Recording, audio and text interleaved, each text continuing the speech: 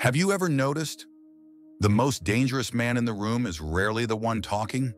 He doesn't need to prove his strength. He doesn't raise his voice. He just watches, and people shift because they feel it. That invisible gravity, that unshakable calm, that quiet domination. Why?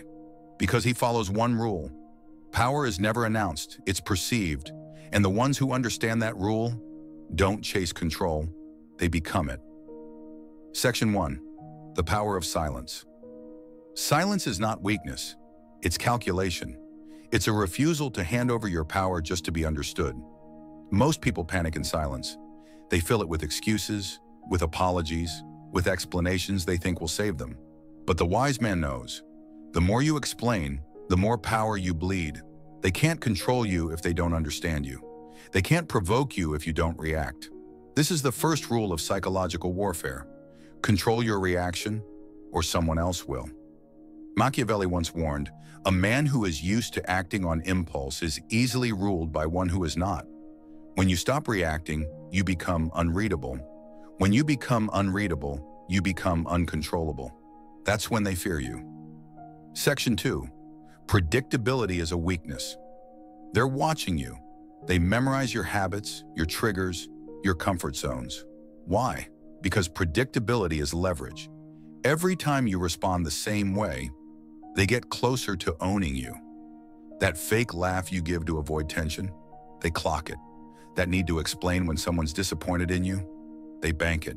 Here's Machiavelli's second rule. It is much safer to be feared than loved if you cannot be both. But worse than being hated is being boring, predictable, manageable, weak. When people can read you, they can use you. So you must learn to move like smoke. No rhythm, no pattern, no tell.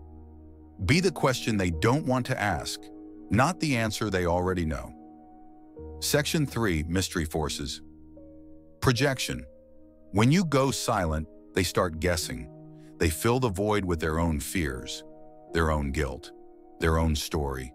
You didn't insult them, you didn't betray them, but your distance felt like punishment. Because humans don't fear cruelty. They fear uncertainty. They fear not knowing where they stand. Use that. Machiavelli's third rule. Men judge more by the eye than by the hand. Everyone sees what you appear to be. So appear to be calm. Appear in control. Let their imaginations do the damage for you. Power isn't loud, it's surgical. Let their fear of your silence speak louder than your words ever could. Section 4. Emotional discipline is self-mastery. Ask yourself this.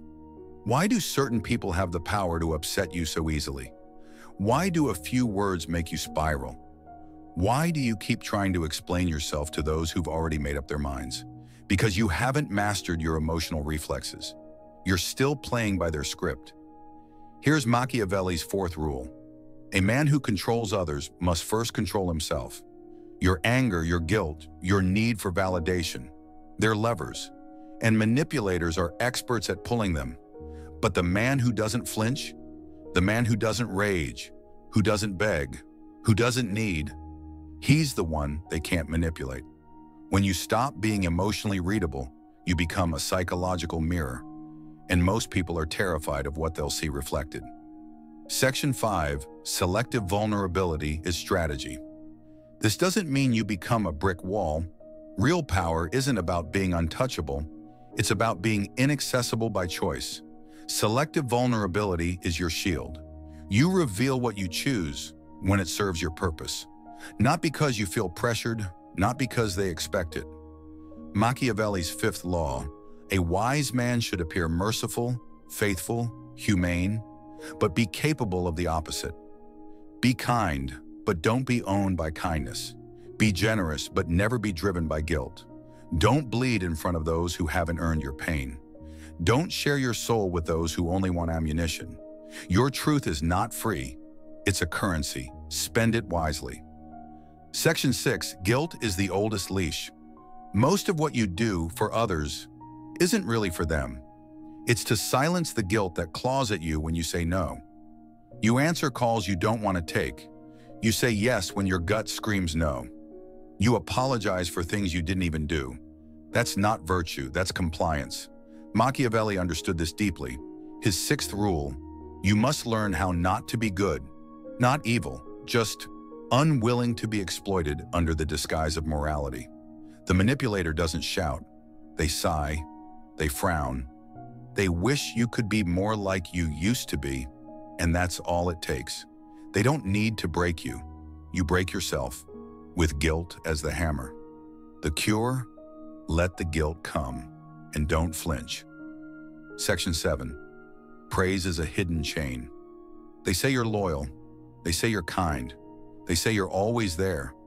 It sounds like love, but it's payment. Payment for services they expect you to keep providing. They flatter your generosity so you won't stop giving. They admire your patience so you won't enforce boundaries.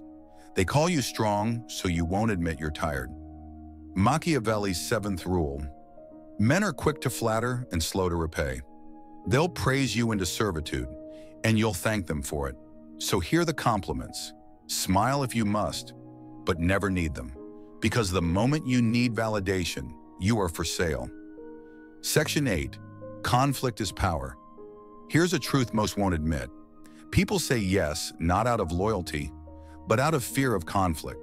They avoid tension like fire, and the one who knows how to sit calmly in the heat wins. He doesn't raise his voice. He doesn't beg. He simply refuses to fold. Machiavelli's eighth rule: the ends justify the means. If you must be misunderstood to protect your peace, so be it. If your silence is called arrogance, let it echo. The outcome matters more than their comfort. And power belongs to those who don't flinch when others do. Section 9. Boundaries are not cruelty. Set a boundary and watch how they squirm, not because you hurt them, but because you refuse to be used. They'll call it selfish. They'll call it ungrateful. They'll call it change, as if growth were a betrayal. But here's the truth. They're not mourning your absence. They're mourning their control. Machiavelli's ninth rule is brutal but true. You must appear virtuous even when you are not. Let them believe what they want. Let them curse your name. What matters is that you are no longer bending for those who only applauded when you were easy to manage. Section 10. Scarcity creates respect. Be too available, and they forget your value. Be too giving, and they start to expect. Be too agreeable, and they forget you have a will of your own. We are wired to respect what we can't easily access. We chase what is just beyond our reach. We revere what is rare. Machiavelli's 10th rule: it is better to be distant and feared than close and taken for granted. Your time is not free. Your energy is not infinite. Your presence is not a public service. Make yourself scarce, not out of arrogance, but to preserve your power. Because power that's always on display loses its edge.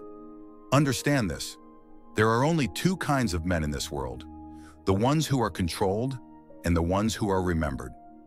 The moment you stop performing, they'll call you cruel.